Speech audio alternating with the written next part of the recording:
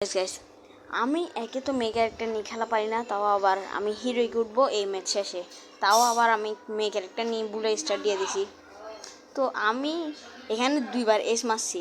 এই ভিডিওটা দেখার আগে আপনারা চ্যানেলে নতুন হলে সাবস্ক্রাইব করে দিবেন, আর টিকটক থেকে দেখলে ফলো করে দিবেন, আর ভিডিওতে একটা লাইক করে দিবেন। তো দেখেন, тишины послушайте волю, тропинки в лес густой, а болтать березы вдоволь про него и про любовь.